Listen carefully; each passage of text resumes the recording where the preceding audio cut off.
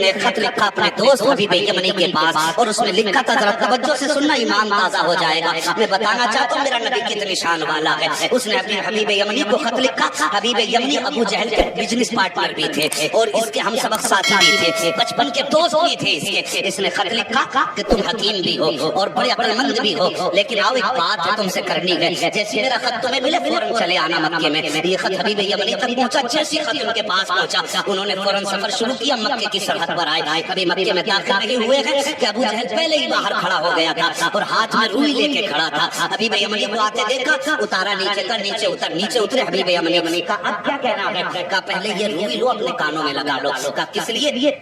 कहा कि मोहम्मद की आवाज तुम्हारे कानों तक न पहुंच जाए। कहा इससे क्या हो जाएगा? कहा तुम नहीं जानते हो, उसकी आवाज जिनके कानों तक पहुंच जाती है फिर वो उन्हीं की बोली बोलने लग जाता है, उन्हीं की बोली बोलने लग जाता है। हबीब यमनी ने कहा चल ठीक है यार, बता क्यों तूने बुलाया, किस लिए है? कहा यार तुझसे सच बताऊं? कहा हाँ। का रिश्ते में भतीजा लगता है लेकिन बातें बड़ी अजीब करता है। कहा क्या? क्या हमारे खुदाओं को बुरा कहता है? कहता है ये पत्थर के खुदा है, कुछ नहीं दे सकते। वो कहता है कि एक खुदा है और सबको मरना है, मरने के बाद अपने अपने जिंदगी के अमाल का हिसाब भी देना है। कहा यार जरा सच बता, क्या बंदा मर के फिर से जिंदा हो सकता है? हबीब यमनी चूंकि पढ़े लिखे इंसान थे, कहने लगे यार बातें तो सच्ची करता है। जिसने जब कुछ न थे तब पैदा कर दिया, तो अगर वो मारने के बाद बड़ा जिंदा कर दे तो कौन सी बड़ी बात है? कहा यार साथ चल। हाथ पकड़ा अबू जहल ने हबीब यमनी का, अपने नबी की शान मुलाहिजा करो, अपने घर में लाया। अब हबीब यमनी कहते हैं बुलाया किस लिए है तूने? कहा यार मैंने तुझे इसलिए बुलाया है, जरा उसका इलाज तो कर दे, तू हकीम है, नब्ज पकड़ के देख ले,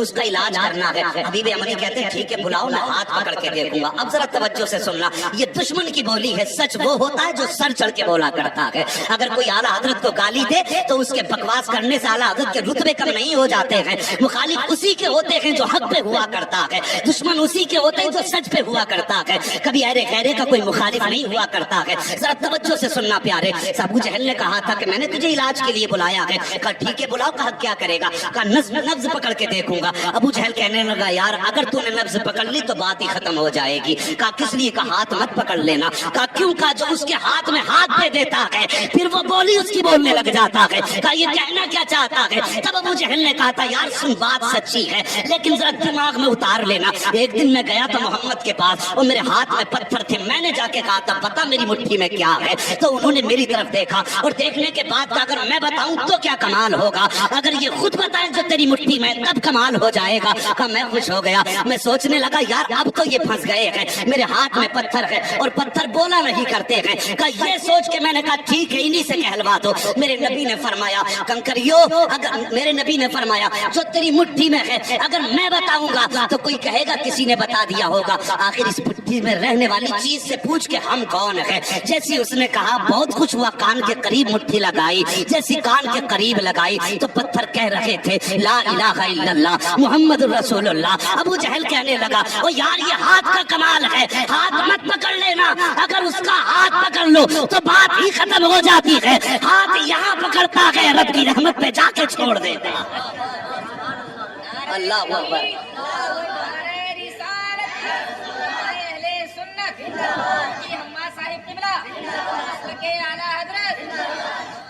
हाँ साहिब कहा कि हाथ मत पकड़ लेने का। ठीक है फिर अगर हाथ नहीं पकड़ना तो कम से कम उसकी आंखों में झांक के देखूंगा। आंखों के जरिए भी बीमारी का पता चलता है। ये डॉक्टर लोग बैठे हुए इनसे पूछिए, आंखों के जरिए बीमारी का पता चलता है। और ये उलमा इकराम है, बड़े बड़े उलमा, इनसे पूछिए कि जादू और आक्षेप का पता भी आंख से चल जाता है। तो कहने लगे ठीक है फिर आंख में झांक के देखूंगा। कहा उसकी आंखों में आंखें मत डाल देना। कहा किस लिए? कहा अगर आंख से आंख टकरा गई तो काम ही खत्म हो जाता है। ये दुश्मन कह रहा है कि आंख में आंख मत डाल देना। कहा फिर?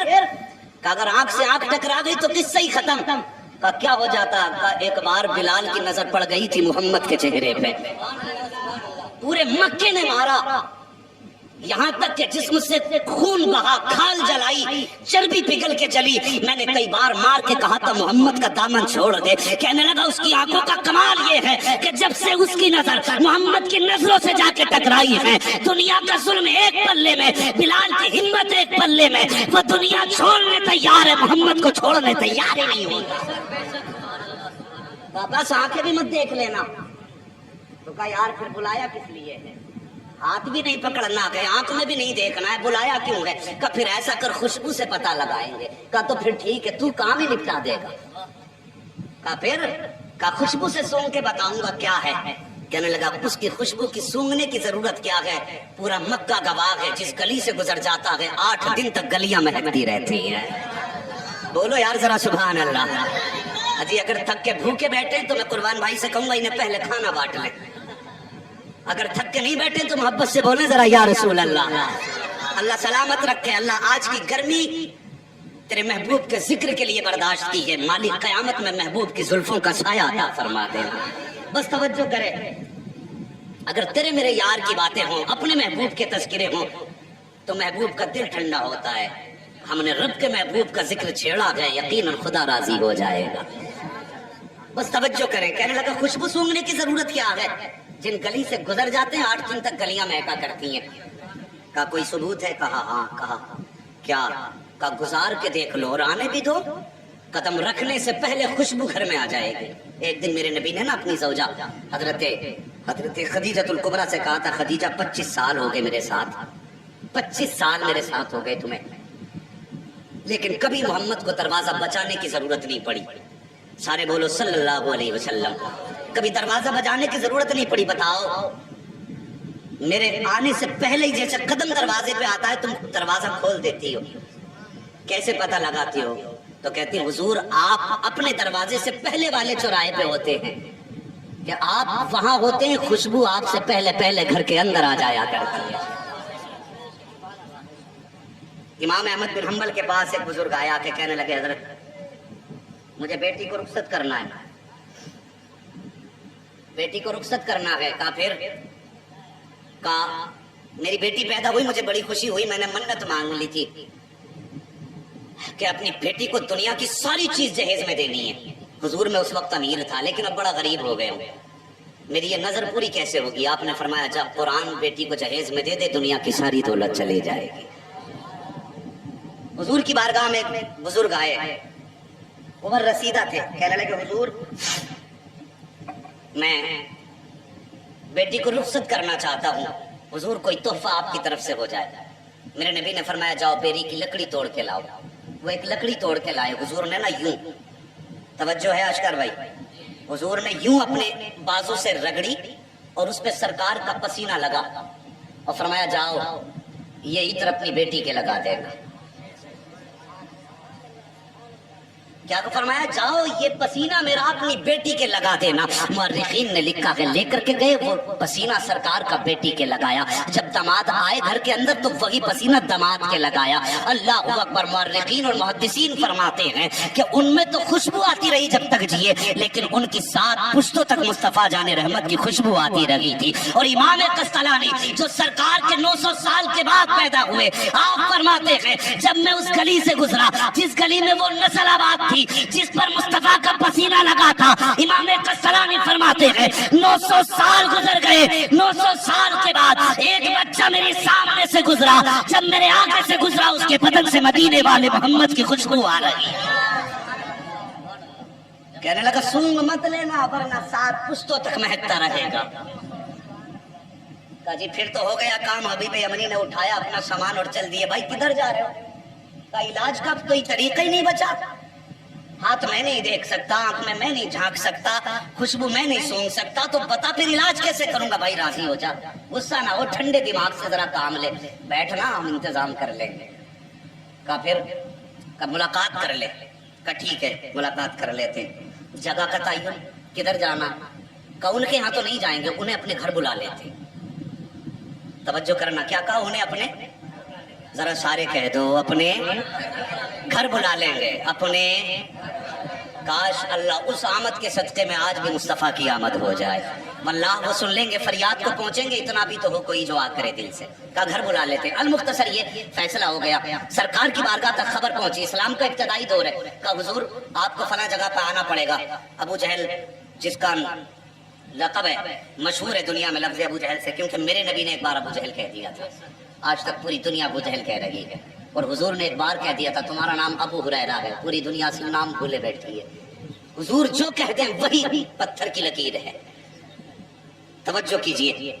कहा ठीक है لیکن جب یہ خبر ہوئی کہ حضور ابو جہل کے گھر جا رہے ہیں، اصل نام ابو جہل کا عمرو بن ہشام ہے، کہ عمرو بن ہشام کے گھر حضور جا رہے ہیں، باتیں ہونے لگی کہ دشمن کے گھر جا رہے ہیں، حضور کا دل تھوڑا رنجیدہ ہوا، یا اللہ مکے میں ایسی باتیں ہو رہی ہیں، فوراً رب کی جانب سے پیغام آیا، محبوب اداس کی موت آ گئے، گھر اس کا ہے چرچا تو تیرا ہی کرا رہے ہیں، گھر اس کا ہے چرچا تو تیرا ہی ہے نا، پریشان کیوں ہوتا ہے؟ اللہ اکبر۔ اب سرکار کو دعوت دے دی گئی، اب ابو جہل کی پلاننگ دیکھو، کہنے لگا سنو بھائی، میں نے یہ سنا جب وہ آتے تو تم اس کی عزت کے لیے کھڑے ہو جاتے ہو، آج وہ آئے نا تو کوئی کھڑا مت ہو جانا، اپنی جگہ سے مت اٹھ جانا، تاکہ انہیں لگے کہ ان کی اوقات کیا گئی، اسے معلوم نہ تھا آج پالا کس سے پڑ گیا ہے، یہ جانتا نہیں تھا آج کس سے پنگا لے رہا ہے، کہا اٹھنا مت تاکہ انہیں اپنی عزت کا پتہ چل جائے، لیکن یہ اپنی پلاننگ کر رہا تھا۔ ادھر رب نے فرمایا جبریل جی رب جلیل کا کیا کر رہے ہو؟ کہا رب حکم فرما دے، کہا آج ابو جہل کے گھر میں پلاننگ ہو رہی ہے، محبوب آئے تو پھر کسی کو اٹھنا نہیں ہے، کہا جاؤ فرشتوں کی جماعت ساتھ لے کے چلے جاؤ، اور جتنے بیٹھے ہیں نا ابو جہل عتبہ شیبہ بڑے بڑے دشمن، سب کے پیچھے جا کے ایک ایک فرشتہ کھڑا کر دو، جیسے محبوب پہنچے اور جو اٹھنا نہ چاہے جبریل تیری ذمہ داری ہے کان پکڑ کے اس کو سیدھا کھڑا کر دینا۔ آج بھی لوگ دھوکہ کرتے ہیں کہ سلام کھڑے ہو کے کیوں پڑھتے ہو؟ قیام تعظیمی یہ رب کراتا ہے، اور قیام تعظیمی سے روکنا تمہارے باپ ابو جہل کا کام تھا، انہوں نے کہا کھڑا نہیں ہونا کسی کو بھی، اور رب نے فرمایا دیکھوں آج کون کھڑا نہیں ہوگا، محبوب میرا جسے میں چاہوں گا وہ کھڑا ہوگا۔ اللہ اکبر۔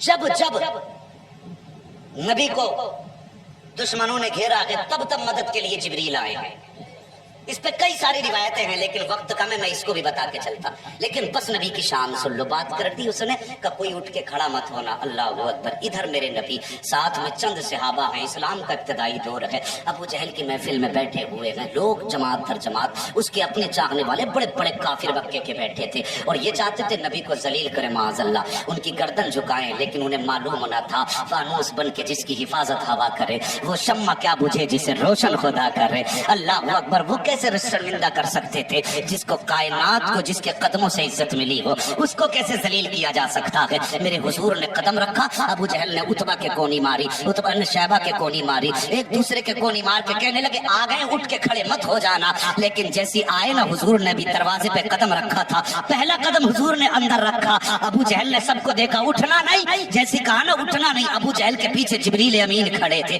سب سے پہلے ابو جہل کا کان پکڑا اور سیدھا کھڑا کر دیا، جب ابو جہل کھڑا ہوا عتبہ خود کھڑا ہو گیا، شیبہ خود کھڑا ہو گیا، دشمن خود بخود کھڑے ہو گئے، جب سب کے سب کھڑے ہو گئے میرے حضور نے اندر قدم رکھا، آئے عزت سے اپنی جگہ پہ بیٹھے، اور بیٹھنے کے بعد پھر پوری جماعت پہ ایک نگاہ ڈالی، جب نگاہ ڈالی ایک دوسرے کو تک رہے تھے، عتبہ شیبہ سے کہہ رہا تھا یار کیوں کھڑا ہو گیا، شیبہ عتبہ سے کہہ رہا تھا تو کیوں کھڑا ہوا، سب مل کے چودھری ابو جہل سے کہہ رہے تھے تم کیوں کھڑے ہو گئے، وہ کہہ رہا تھا یار مجھے خود نہیں پتا چلا میں کیسے کھڑا ہو گیا ہوں، میرے حضور بیٹھے ہیں، اور بیٹھنے کے بعد پھر میرے آقا نے فرمایا تھا چھوڑ دے اس کے کان، اتنا کہا نہ دھڑام سے ابو جہل نیچے گرا، جیسے نیچے گرا حبیب یمنی کہتے او حبیب یمنی نے کہا تھا ابو جہل پتا چل گیا ہے کہ سچا کون ہے جھوٹا کون ہے، تیرے کھڑے ہونے نے بتا دیا ہے کہ جھوٹا تو ہے، سچا رب نے محبوب کو بنا کے بھیجا۔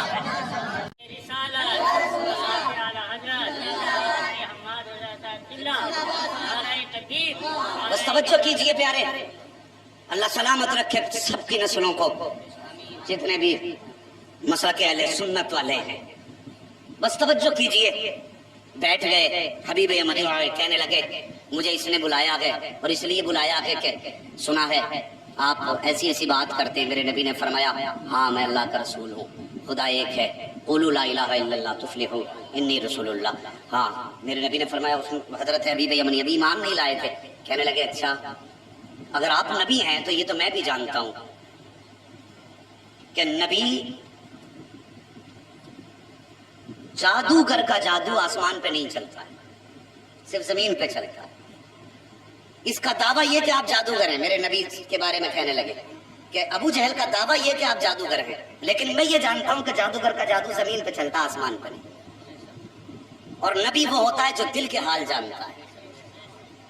آج بد مذہب بدعقیدہ لوگ کہتے ہیں کہ حضور کو پیٹھ کے پیچھے کی خبر نہیں، حبیب یمنی ایمان لانے سے پہلے جانتے ہیں نبی وہ ہوتا ہے جو دل کی بات جانتا ہے، जो राज जानता वो नबी होता, ये हबीब यमनी कह रहे हैं। कहते हुजूर इसलिए मेरे दो सवाल हैं, दो सवाल याद रखना। हबीब यमनी क्या कहते मेरे, बोलो सारे बोलो, मेरे दो सवाल हैं, एक सवाल मैं करूंगा जवाब आपको देना है, दूसरा सवाल भी आप करेंगे जवाब भी आप देंगे। ये दो बातें कही हबीब यमनी ने, इतनी बात कही मेरे नबी फरमाते ठीक है बताओ पहला सवाल करो। कहा मैं जानता हूँ कि जादूगर का जादू आसमान पर नहीं चलता, अगर आप नबी हैं तो चलिए चांद के दो टुकड़े कर सकते हैं आप? वक्त दोपहर का था, दोपहर का वक्त था, सूरज था, चांद नहीं था उस वक्त में। कहा आप चांद के दो टुकड़े कर सकते हैं? मेरे हुजूर उठे, कहा चलिए। हुजूर आगे आगे, हबीब यमनी पीछे पीछे, अबू जहल सबसे पीछे। जब हुजूर चलने लगे ना, अबू जहल ने यूं गर्दन झुकाई, चेहरा उतर गया। एक कहने लगा चाचा बात क्या है? कहा बात पूछता क्या है, जो ये कह देता है वो करके दिखा देता है। अगर इसने कह दिया है तो अब समझ ले टुकड़े करके दिखाएगा चांद के। अल्लाह अकबर। जबल अबू कुबैस में मेरे नबी तशरीफ फरमा हुए, दोपहर का वक्त था, इशारा किया तो सूरज छुप गया, दूसरा इशारा किया चांद आ गया। उसके बाद आका ने हबीब यमनी की तरफ देखा, कहा करूं टुकड़े? कहा जी। इतना कहा मेरे हुजूर ने अंगुष्ठ नबुव्वत उठाई और यूं इशारा किया तो एक टुकड़ा पूरब में था, दूसरा पश्चिम में चला गया है, चांद दो टुकड़े हो गया। जब चांद दो टुकड़े हुआ, आप फरमाते अब बता क्या राय है, इन्हें जोड़ना है या कयामत तक के लिए ऐसे ही छोड़ना है? अल्लाह अकबर। हबीब यमनी ने कहा था अब जोड़ भी दीजिए, यूं मेरे नबी ने इशारा किया, चांद छुड़ गया। अब उसके बाद हबीब यमनी कहते हुजूर मैं तो मान गया हूं आप अल्लाह के नबी हैं, लेकिन अभी इसकी तसल्ली के लिए अब आप मेरे दूसरे सवाल का जवाब दे। मेरे नबी फरमाते सुन, यमन में तेरी एक बेटी है जो मफलूज है, जिसकी आंखों से भी नजर नहीं आता है, कानों से सुनाई नहीं देता है, जबान से गूंगी है, हाथ पैर से अपाहिज है, और तू ये चाहता है अल्लाह उसको शिफा अता फरमा दे। इतना सुनना था, कदमों पे गिरे हबीब यमनी मुस्तफा के, कहते आका देर न कीजिए, हाथ बढ़ाइए, कलमा पढ़ाइए, मैं मान गया हूँ, पहचान गया हूँ ये झूठे हैं आप सच्चे हैं। मेरे नबी ने कलमा पढ़ाया। हबीब यमनी जब रुखसत होने लगे, हुजूर फरमाते हैं जा हमने तेरी बेटी को भी शिफा अता फरमा दी है।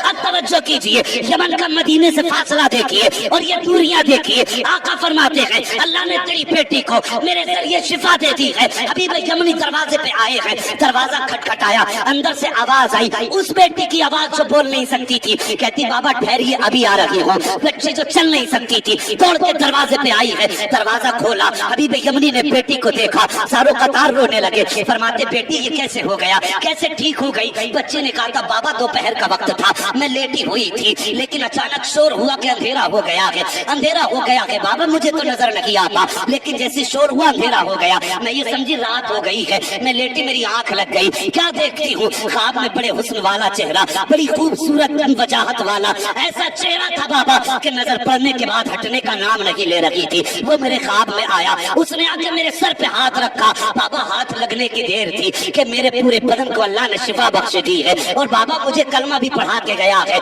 अल्लाह अकबर। इतना सुना, बेटे के सर पे हाथ रख के हबीब यमनी रोए और कहते बेटी मैं बड़े नसीब वाला हूँ, जिसकी तू बात कर रही है मैं उसे देख के भी आया हूँ, उसके हाथ में हाथ दे के भी आया हूँ, और उसके शहर में कलमा पढ़ के आया हूँ। तब बेटी ने रो के कहा था बाबा नसीब वाले आप नहीं हो, बल्कि आपसे ज्यादा नसीब वाली मैं हूँ। कहा बेटी किस लिए? कहा आप जाके उसके शहर में गए हो तब कलमा पढ़ा है, मैं कितने नसीब वाली हूँ कि वो मेरे घर आके मुझे कलमा पढ़ा के गया है।